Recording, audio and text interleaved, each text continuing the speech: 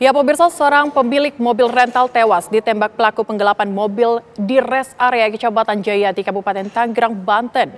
Sebelum tewas ditembak, pemilik rental sempat meminta pendampingan polisi dari polsek terdekat, namun ditolak. Sementara polisi masih terus mengejar terduga pelaku penembakan.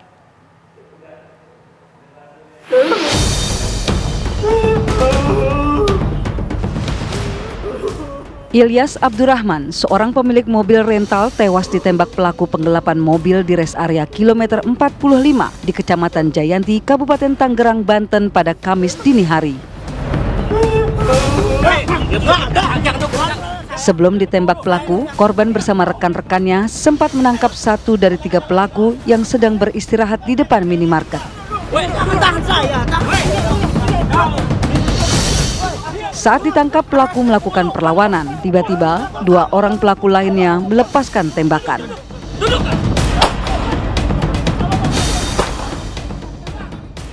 Menurut Rizky, anak korban, sebelum meringkus pelaku, ayahnya dan tim sempat meminta pendampingan polisi dari polsek terdekat, namun permohonan tersebut ditolak. Selama perjalanan kita terus mengejar kan. Di daerah Anyer itu mobil sempat berhenti sekitar 15-20 menitan. Jadi kita ada inisiatif karena kita nggak berani untuk mengambil mobil tersebut karena di mobil tersebut ada SNP. Jadi kita inisiatif mampir ke Polsek Cinangka yang ada di Anyer. Sayangnya dari Polsek Cinangka itu kita minta pendampingan ya, karena kita kan nggak ada bawa apa-apa.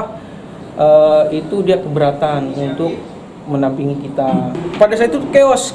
Jadi lagi mengamankan si yang bawa mobil Brio ini. Jadi kita nggak dengeran bahwa yang mobil Sigra ini mau nembak. Akhirnya terlepaslah peluru itu. Terdengar sampai 4 sampai 5 kali kalau tidak salah. Saya dan orang-orang tim rental kabur. Tapi nahasnya ternyata ayah saya sendiri ya. Ayah saya banggakan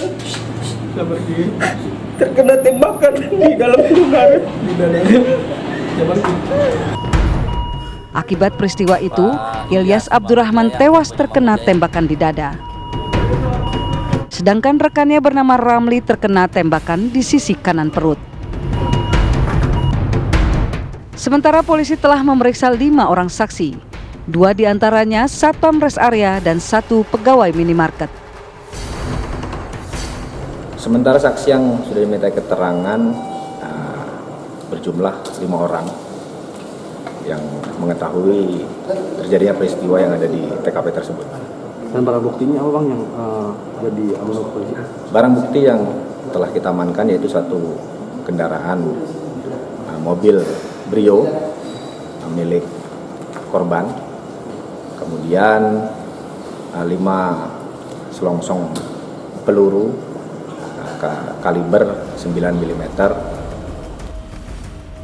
Polisi juga telah mengumpulkan sejumlah CCTV guna melacak pelarian para pelaku.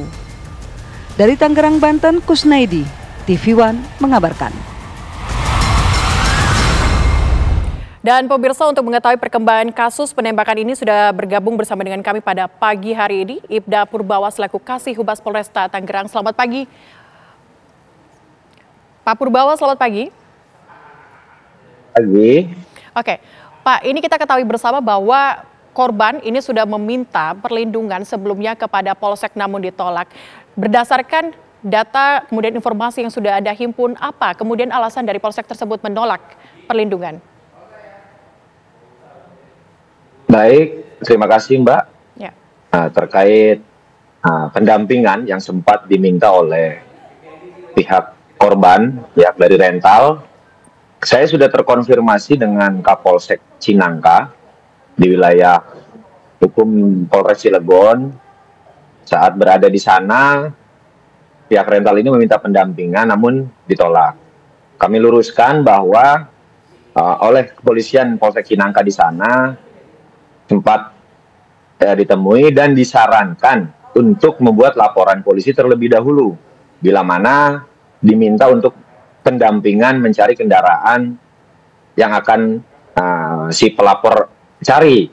Jadi demikian Mbak, jadi bukan kepolisian menolak, karena kepolisian untuk mencari atau mendampingi itu harus punya dasar aturan hukum, yaitu harus ada laporan terlebih dahulu sehingga bisa dilakukan pendampingan. Oke. Pak Purbawa, sebelum kita lanjutkan mengenai proseduralnya seperti apa, saya ingin tahu lebih dahulu mengenai senjata api yang kemudian digunakan oleh pelaku 9 mm ini apakah original atau rakitan seperti apa? Baik Mbak, dari hasil pengumpulan alat bukti kita menemukan proyektil peluru yaitu 9 mm.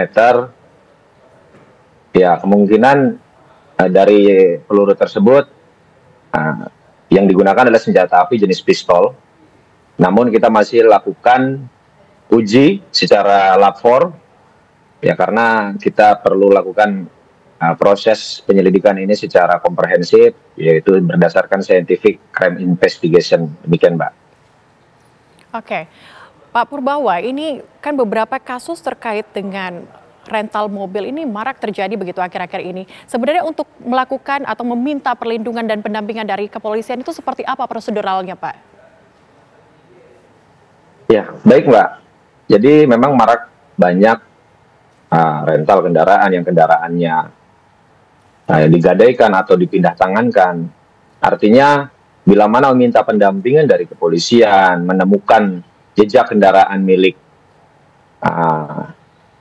sendiri untuk minta dicek, ya kami menyarankan agar membuat laporan polisi terlebih dahulu bahwa kendaraannya atau keberadaan kendaraan ini hilang, tunjukkan bukti surat kepemilikan yang sah, ke posisi memang keberadaannya ada di mana, sehingga kita bisa melakukan pendampingan atau membantu masyarakat mengungkap sesuai dengan prosedur aturan yang ada.